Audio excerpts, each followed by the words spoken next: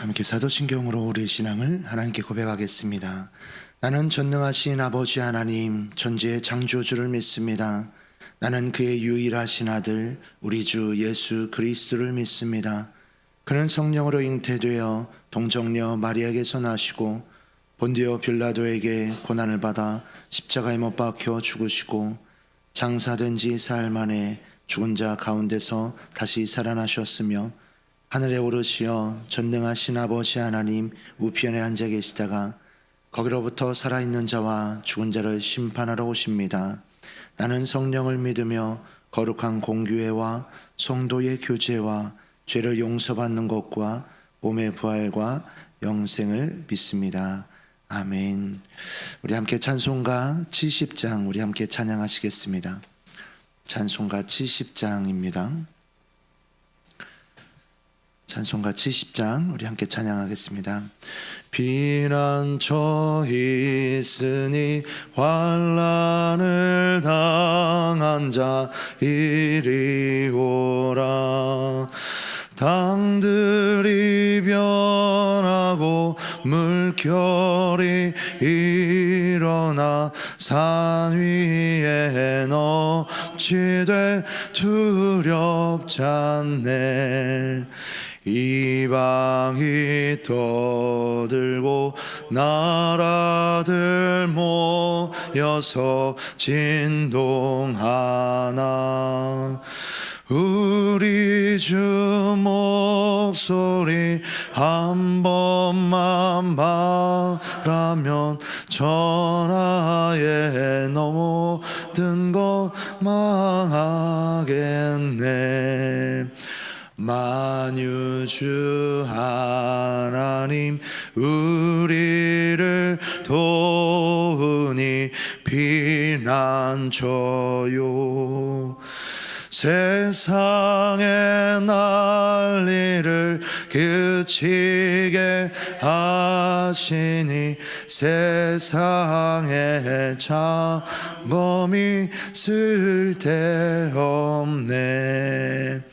높으신 하나님 우리를 구하니 할렐루야. 괴로움이 심하고 환난이 극하나 피난처 되시는 주 하나님. 아멘. 오늘 우리에게 주시는 하나님의 말씀은 열왕기하 14장 17절에서 29절까지의 말씀입니다. 열왕기하 14장 17절에서 29절까지의 말씀 우리 한 절씩 봉독 후 마지막 절은 합독하겠습니다. 이스라엘의 왕 여호아스의 아들 요아스가 죽은 후에도 유다의 왕 요아스의 아들 아마샤가 15년간을 생존하였더라. 아마샤의 남은 행적은 유다 왕 역대지략에 기록되지 아니하였느냐. 예루살렘에서 무리가 그를 반역한 고로 그가 라기스로 도망하였더니 반역한 무리가 사람을 라기스로 따라보내 그를 거기서 죽이게 하고 그 시체를 말에 실어다가 예루살렘에서 그의 조상들과 함께 다윗성에 장사하니라. 유다 온 백성이 아사랴를 그의 아버지 아마샤를 대신하여 왕으로 삼으니 그때 그의 나이가 16세라. 아마샤가 그의 조상들과 함께 잔 후에 아사랴가 엘랏을 건축하여 유다에 복귀시켰더라. 유다의 왕 요아스의 아들 아마샤 제15년에 이스라엘의 왕 요아스의 아들 여로보암이 사마리아에서 왕이 되어 41년간 다스렸으며 여호와 보시기에 악을 행하여 이스라엘에게서 범죄하게 한 느밧의 아들 여로보암의 모든 죄에서 떠나지 아니하였더라. 이스라엘의 하나님 여호와께서 그의 종 가드헤벨 아미떼의 아들 선지자 요나를 통하여 하신 말씀과 같이 여로보암이 이스라엘 영토를 회복하되 하만 어귀에서부터 아라바 바다까지 하였으니 이는 여호와께서 이스라엘의 고난이 심하여 매인자도 없고 노인자도 없고 이스라엘을 도울 자도 없음을 보셨고 여호와께서 또 이스라엘의 이름을 전하여서 없이 하겠다고도 아니하셨으므로 요아스의 아들 여로보암의 손으로 구원하심이었더라. 여로보암의 남은 사적과 모든 행한 일과 쌓은 업적과 다메섹을 회복한 일과 이전에 유다에 속하였던 하맛을 이스라엘에 돌린 일은 이스라엘 왕 역대 지략에 기록되지 아니하였느냐. 함께 읽습니다. 여로보암이 그의 조상 이스라엘 왕들과 함께 자고 그의 아들 스가랴가 대신하여 왕이 되니라. 아멘. 함께 기도하겠습니다. 사랑의 아버지 하나님, 참으로 감사합니다. 하나님, 우리를 하나님 간밤에도 지켜주시고 이 시간 주님 앞에 나와서 주의 전에서 하나님의 말씀을 하나님 귀 기울여 듣게 하시고 그 말씀 따라서 오늘도 기도함으로 오늘 하루의 첫 시간을 주님께 드리게 하시니 감사합니다. 하나님, 이 시간 새벽 제단 위에 에베네셀의 하나님 감사합니다. 1000번째 예물로 작은 나의 소망도 하시고 응답해 주신 감사합니다. 1000번째 예물로 또한 선교원금으로 주님 앞에 올려드립니다. 하나님, 드린 손길 위에 하나님 축복하여 주시고 또한 그 마음에 감사의 제목과 같이 또한 그 마음의 서원과 또한 주님 앞에 하나님 약속한 것을 드리는 하나님 손길 위에 그 마음과 정성에 축복하여 주시고 하나님 또한 이 예물이 쓰여지는 곳에 생명을 살리는 곳에 귀하게 쓰여지는 예물 될 수 있도록 하나님 은혜 내려 주시옵소서. 하나님, 부족한 종 말씀 들고 다니셨습니다. 부족한 종은 가리워 주시고 살아 운동력 있는 말씀이 전하는 자나 듣는 자 모두에게 오늘 하루 가운데 우리의 삶 가운데 역사되어질 수 있도록 성령 하나님 우리를 주장하여 주시옵소서. 우리 주 예수 그리스도 이름으로 기도합나이다. 아멘. 이 새벽에 나온 성도님들에게 주의 은혜와 축복이 가득하기를 축복합니다. 우리가 계속해서 이제 열왕기하 말씀을 보고 있습니다. 우리 전장, 우리 열왕기하 13장에 보면 이제 역사적인 사건이 나옵니다. 다름 아니라 엘리야가 불병거로 이제 들려 올림을 받고 난 이후에 엘리사 선지자가 이제 활동했었다가 엘리사 선지자도 죽게 되어집니다. 그 이후에 남유다 그리고 북이스라엘은 모두 범죄와 타락으로 계속해서 반복되어지는 이제 사건들, 그것이 이제 펼쳐지게 되어집니다. 그런데 참 놀랍게도 그럼에도 불구하고 하나님은 그들을 향하신 하나님의 사랑을 끝까지 변함없이 펼치시는 것을 봅니다. 특별히 오늘 본문 14장 이제 17절부터 29절까지의 말씀을 보게 되어지면 하나님께서 당신의 사랑하신 백성 그리고 또한 하나님께서 다윗에게 또한 요나 선지자를 통하여서 약속하신 말씀들을 끝까지 이끌어 가시고 끝까지 하나님께서 그렇게 펼쳐 가시는 것을 오늘 본문 말씀을 통해서 더 보게 되어집니다. 먼저 남유다 이제 함께 볼 텐데요. 남유다의 이제 왕 아마샤가 나오는데 이 북이스라엘 왕 요아스가 죽은 후에도 뭐라고 표현되어지냐면 15년간을 생존하였더라라고 표현합니다. 생존하였다라는 말과 그 왕이 통치하였다라는 말은 엄연히 다르지요. 그런데 생존하였다라는 말로 그 왕을 표현한 것을 보게 되어지면 그가 참패를 당합니다. 참패를 당하고 난 이후에도 15년간을 이제 통치한 것으로 표현되지 않고 생존한 것으로 표현되어진 것을 보면 그의 삶에 있어서 왕으로서의 이제 통치하거나 이런 것보다도 그가 이제 15년간 더 살았다라는 표현으로 쓰게 되어진, 의도적으로 쓰게 되어진 것을 볼 수 있습니다. 이 아마샤 왕을 보게 되면 29년이라는 짧지 않은 인생을, 짧지 않은 왕정 기간이 있었던 걸 봅니다.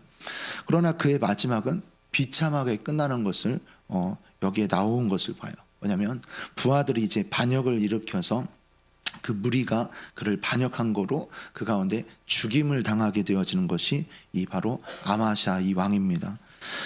수도 한복판에서 일어난 반역 때문에 어디로까지 이제 도망가냐면 그곳에 있는 남서쪽으로 있는 라기스라는 곳으로까지 이제 도망가게 됩니다. 이 지리적으로 보면 남서쪽으로 약 55km 정도 떨어진 곳이라고 해요. 근데 그곳까지 도망가게 되는데 이 반역한 무리들이 그곳에까지 끝까지 쫓아가서 죽이게 되어집니다.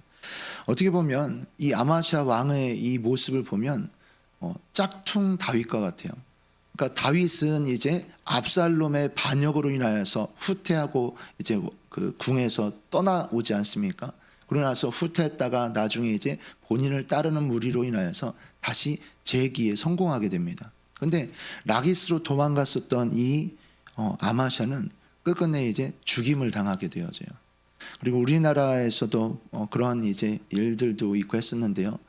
대통령이 죽거나 그랬다 하더라도 혹시나 잘못된 것이 있다 하더라도 죽고 나면 우리나라에서 유명한 말이 이제 있었죠. 뭐냐면 죽으면 영웅된다.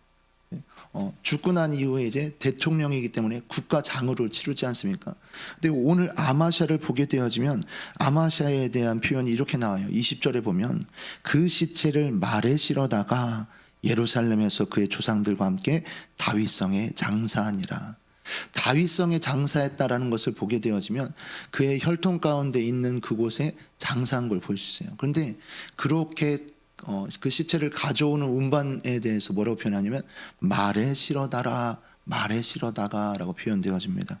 이것은 마치 짐짝처럼 말에 실려서 오게 되어진 그의 이제 마지막 행로를 보게 되어진다라는 것이요.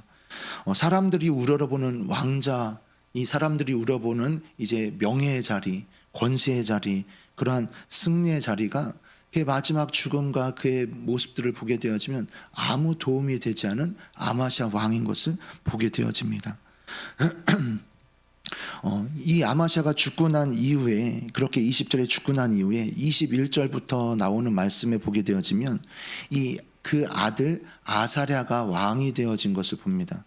우리 19절 말씀 우리 한 번 더 읽고 우리 21절 말씀 한번 읽어보겠습니다. 우리 19절 말씀 읽겠습니다. 예루살렘에서 무리가 그를 반역한 고로 그가 라기스로 도망하였더니 반역한 무리가 사람을 라기스로 따라보내 그를 거기서 죽이게 하고, 예루살렘에서 무리가 그를 반역했다라고 무리라고 표현합니다. 21절 그의 아들 아사랴를 왕으로 세울 때 이제 내용입니다. 21절 한번 읽겠습니다. 유다 온 백성이 아사랴를 그의 아버지 아마샤를 대신하여 왕으로 삼으니 그때 그의 나이가 16세라. 유다 온 백성이 아사랴를 그의 아버지 아마샤를 대신하여 왕으로 삼았다라고 표현해요. 그러니까 반역한 무리 예루살렘에서 무리가라고 표현되어진 이 무리는 그 백성의 이제 전체를 표현하기보다는 소수의 무리, 반역하는 소수의 무리라는 것을 볼 수 있습니다. 그런데 21절에 보면 유다 온 백성이라고 표현되어져요. 이것은 이제 어느 특정의 무리가 아니라 유다 온 백성이라고 표현되어지는 것을 보게 되어지면 이 아사랴를 왕으로 세우는 것, 우리가 흔히 생각하면 반역이 일어나고 난 이후에 그의 아들, 그의 혈통을 이제 왕으로 세우는 일이 흔하지 않지 않습니까? 보통 반역이 일어나면 그 전에 이제 선조 왕이었었던 후세들을 어떻게 하죠? 보통 일반적으로 죽입니다. 죽이는 게 일반인데, 보면 아마샤를 이제 라기스까지 쫓아가서 그를 죽여서 말에 싣고 와서는 다윗의 그곳에 장례를 치르는데, 그렇게 하고 난 이후에 그의 아들 아사랴를 왕으로 세우게 되어지는 것을 봐요. 온 백성이 그를 왕으로 세웠다라는 것이요. 하나님이 다윗에게 약속하신 그의 자손에게 항상 등불을 주겠다라고 약속하신 그 말씀대로 하나님께서 다윗의 혈통 가운데서 계속해서 왕이 되어지게끔, 이것을 보게 되어지면요, 북이스라엘과 남유다의 좀 다른 점을 봅니다. 무엇이냐면 반역이 일어나고 나면 북이스라엘에서는 반역이 일어나면 그에 이제 관련된 사람들 대부분 죽였어요. 죽이고 나서 이제 다시 이렇게 일어났는데, 남유다의 특징은 무엇이냐면 계속해서 다윗의 혈통에 이어져서 왕이 계승되는 걸 봐요. 여기 나오는 것처럼 반역이 일어났음에도 불구하고 그의 아들을 왕으로 세웁니다. 그의 아들 아사랴가 왕이 될 때 몇 세라고 표현되어지죠? 그렇죠. 16세입니다. 물론 16세가 오늘날로 치면 중학생 정도, 이제 고1 정도 되는 나이이기 때문에 무슨 대통령이야 라고 표현될 수 있겠지만요, 이 정도 나이일 때 그를 왕으로 세웠다라는 것은 이스라엘 남유다 백성들의 이제 무리들이 그만큼 계속해서 다윗의 혈통, 하나님께서 말씀하시는 다윗의 혈통 가운데 그 가운데 왕위를 계승하는 그것을 계속해서 지켰던 것을 볼 수가 있다라는 것이요. 궁극적으로 이 다윗의 혈통을 따라서 나중에 하나님이 말씀하신 누가 오게 되죠? 메시아가 오게 되어지죠. 예수님께서 이 땅 가운데 오시는데 다윗의 가문을 통하여서 다윗의 혈통 가운데 예수님이 오는 것으로까지 이제 이어지게 됩니다. 그래서 보면 남유다에서 이렇게 아마샤 이후에 아사랴가 왕으로 세워지는 것 중에서 계속해서 이제 이러한 상황 가운데서도 하나님이 전적으로 이끌어 가시는 것들을 보게 됩니다. 이 아사랴도 그렇지만요, 이 여로보암을 이제 잠시 뒤에 보겠습니다만, 이들 가운데 어떻게 보면 이들이 어떤 것을 너무 잘하고 뭐하고 해서 하나님께서 그들 가운데 이끌어 가신 것이 아니라 이러한 상황인데도 불구하고 하나님이 주권적으로 그들을 이끌어 가시고 변함없으신 사랑으로 나타내어 주신 것을 우리가 볼 수가 있습니다. 유다왕 아마샤 15년에 여로보암이 이제 북이스라엘의 왕으로 세워지게 됩니다. 사마리아에서 왕이 되어 41년간 다스렸으며라고 23절에 표현되어지죠. 그는 이제 무려 41년간을 통치해요. 통일왕국 시대 때 이제 사울왕, 다윗왕, 솔로몬 왕이 이제 태평성대를 이루거나 또는 그가 번성한 나라들을 이제 세울 때 보면 40년씩을 통치합니다. 그런데 이 여로보암은 41년간을 통치합니다. 더더군다나 이제 이 말씀을 다른 선지서의 말씀들과 비교해서 보면 이때는 죄악이 굉장히 가득 찬 때의 모습을 봅니다. 여로보암 2세에 대해서 표현되어지기를 느밧의 여로보암에 대해서 표현되기를 이스라엘의 초대왕 이 여로보암의 죄에서 느밧의 아들 여로보암의 죄에서 떠나지 않았다라고 표현되어져요. 백성 역시 범죄하게 만들었었던 자가 바로 이 여로보암 2세입니다.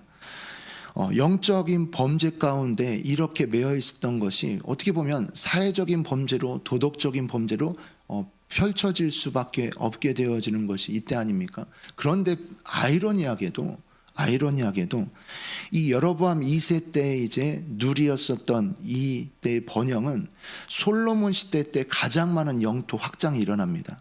다윗 때는 어제 이제 주일 설교 때도 잠시 이제 말씀 속에서 등장했는데요.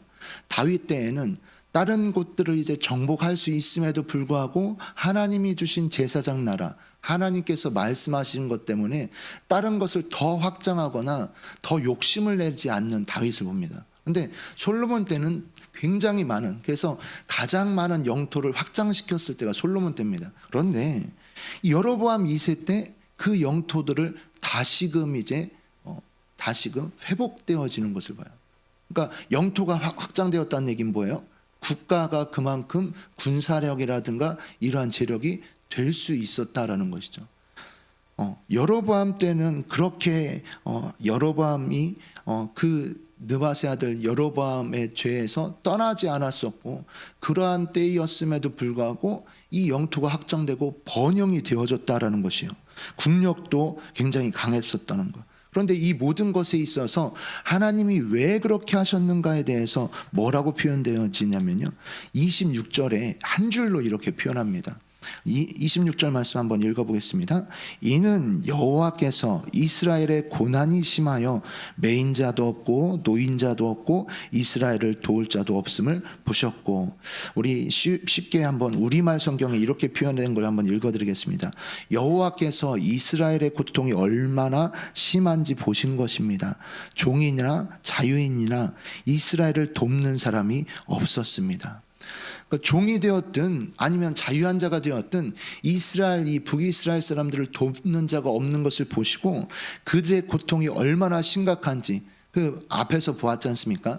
자식을 잡아먹으면서 오늘은 우리 자식 잡아먹을 테니까 내일은 너의 자식 잡아먹자, 이랬었던 것이 북이스라엘의 상황이 중간중간 있지 않았습니까? 그 북이스라엘 고통이 얼마나 심각한지 보시고 그 가운데 이 여로보암을 들어서 이 북이스라엘을 그렇게 이끄셨다라는 것이요. 그러니까 무슨 얘기예요? 여로보암이 어떠한 막강한 리더십, 여로보암이 어떠한 그러한 잘한 것 때문이 아니라 이 말씀 속에서 표현되어진 것은 단 한 줄이에요. 뭐냐면 하나님께서 북이스라엘을 불쌍히 보시고 그들의 고통을 들으시고 이렇게 이끄셨다라는 것이에요. 우리 앞에서 보는 아마샤, 아사랴도 그렇지만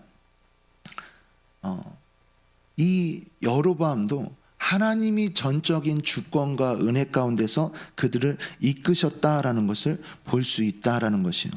어떻게 보면 북이스라엘, 여로보암을 보면서 북이스라엘이 구원받을 만한 자격, 번영되어질 수 있는 자격, 그러한 능력, 이것이 있어서가 아니라 하나님께서 전적으로 그렇게 이끌어 가신 것을 봅니다.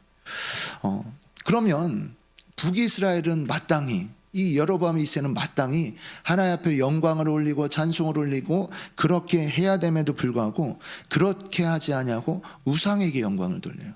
그리고 또한 그 모든 영광을 자신에게 돌립니다. 자신의 능력을 자랑해요.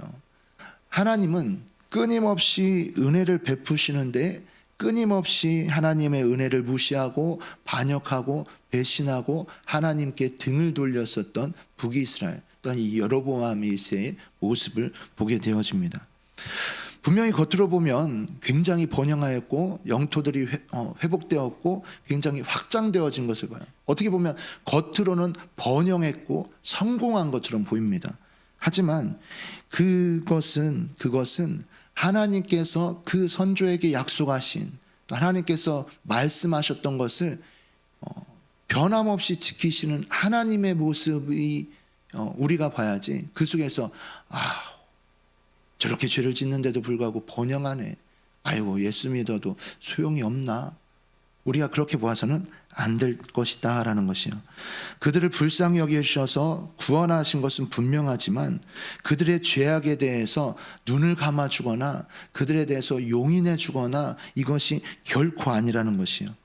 오히려 하나님의 은혜를 깨닫지 못하고 오히려 죄악으로 치닫고 있는, 마치 브레이크가 고장난, 마치 급발진 자동차가 브레이크가 걸리지 않고 계속해서 속도를 올려가면서 질주하고 있는 차와 같이, 그 차는 언제 어디에서 사고로 폭발할지 모르는 차죠. 지금 이제 북이스라엘의 상황이 그렇게 치닫고 있습니다. 더 큰 심판의 죄악의 죄목이 될 뿐이 바로 이 때의 모습이다라는 것이에요. 한번 오늘 말씀을 한번 보시면서요, 우리가 한번 이렇게 생각해 봤으면 좋겠습니다. 우리가 정말 기뻐하고 감사하고 바라보고 있는 초점이 무엇인가? 그냥 단지 이 육신에 내가 살아가는 이제 삶에 있어서 번영인가, 성공인가, 아니면 내가 하나님과의 이제 그 화평한 관계, 하나님과의 친밀한 관계를 더 우선순위 하는가? 우리가 자녀들을 생각할 때도 그런 생각을 하잖아요. 자녀가 정말로 사업에 성공한 것, 사업이 확장된 것, 그리고 그 자녀가 진로 가운데 그 가운데서 좋은 회사에 들어간 것, 그런데 교회를 안 다니고 있어요. 근데 그것은 이제 대수롭지 않아요. 과연 그것과 그 가운데서 남들 볼 때 그렇게 성공하지 못할 것 같은데 자녀들도 그렇고 그 남편 딸의 사위도 그렇고 또는 그의 며느리도 그렇고 그 가정이 이제 화목하면서 예수 잘 믿고 그 가운데서 형통한 가정으로 서 있는, 그런데 남들한테 이제 뭐 하냐고 그러면 그냥 변변찮은 회사 다녀요. 근데 예수 잘 믿는 것은 자랑을 못해요. 자, 우리가 한번 이거를 생각해 봤으면 좋겠다라는 것이요. 우리가 바라보고 우리가 기뻐하고 우리가 감사하고 있는 것이 과연 세상적인 번영인가, 세상적인 성공인가, 아니면 영적인 축복인가, 하나님께서 말씀하시는 그러한 것인가. 때로는 우리가 그러한 것을 놓치고 있을 때 있지 않습니까? 세상적인 성공에 대해서 더 칭찬하고 사람들에게 자랑하고 이번에 좋은 회사 들어갔어요. 근데 예수 잘 믿는 것에 대해서는 그게 뭐 어쨌다고 라고 할까 봐 그거는 말조차 못해요. 아닌 것 같아요. 제가 우리 교회 이제 선임 장로님에게 참 감동받았었던 적이 있어요. 뭐냐면 장로님께서 그 말씀을 하시더라고요. 뭐냐면 딸이 이제 이렇게 해서 아이들 데리고 왔는데 딸이 얼마나 이제 신앙에 있어서 이제 열심을 내고 그 손주들이 이제 먹는다고 그러면 아버지 기도하고 먹어야 돼 이러면서 이제 기도를 어찌나 그렇게 예쁘게 하고 뭐하고 하는지. 근데 이제 그 가정이 예수를 잘 믿고 이제 그렇게 서가는 그 모습이 보면서 그런 말씀을 하시더라고요. 예수 잘 믿고 그 가운데서 평안한 가정이 있는 그것이 가장 큰 행복이 아니겠어요, 목사님? 이 말씀을 하는데 큰 울림이 있었어요. 오늘 말씀 중에서 우리가 하나님과의 화평, 하나님과의 관계, 하나님과의 친밀함, 이러한 것에 대해서 우리가 더 기뻐하고 감사하고 있는가? 아니면 세상적인 성공, 세상적인 그러한 가치관 따라서 우리가 동일한 프레임으로, 동일한 시선으로 우리가 그렇게 생각하고 있는가? 한번 생각해 봤으면 좋겠습니다.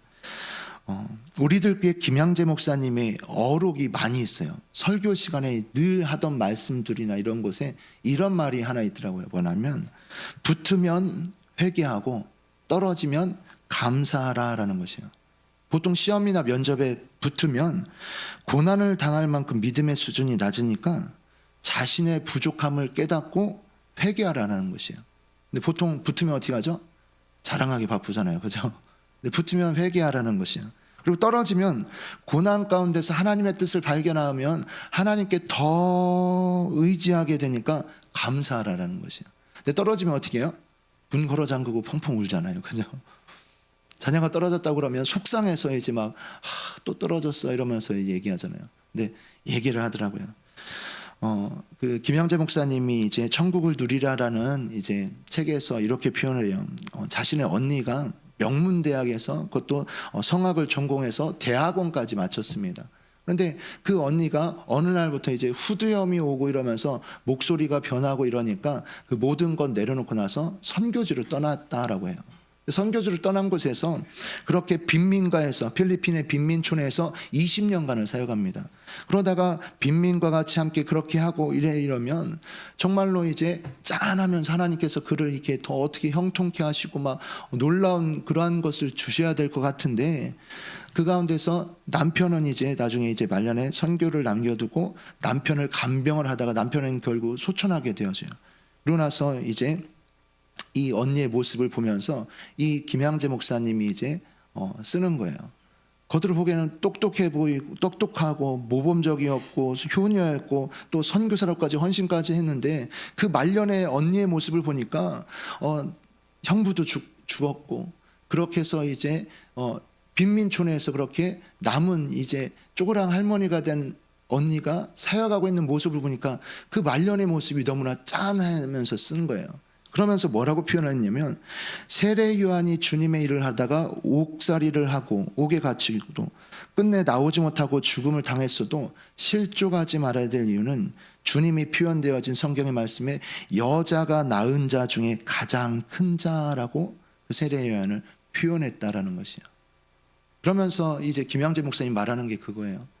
언니의 모습을 그냥 겉의 모습으로 보면 실패한 것 같고 정말로 그의 모습이 너무나 초라해 보이는 것 같지만 하나님 보실 때는 마치 세례 요한처럼 굉장히 큰 자다. 하늘의 상급에 대해서 말씀하신 하나님에 대해서 책소에서 표현하셨더라고요. 사랑하는 성도 여러분, 우리가 무엇으로 기뻐하고 무엇으로 감사하는지 이 아사랴, 아마샤 그리고 여로보암 2세를 한번 더 오늘 하루 묵상해 보시면서 내가 정말 기뻐하고 감사하는 것이 무엇인지 또한 내가 무엇에 대해서 더 포커스 맞춰서 바라보고 있는지 한번 오늘 하루 더 묵상해 보시기를 바랍니다. 그러면서 하나님이 우리에게 주신 것에 더 기뻐하며 감사함으로 나아갈 수 있는 오늘 하루 되기를 주님의 이름으로 축복합니다. 기도하겠습니다.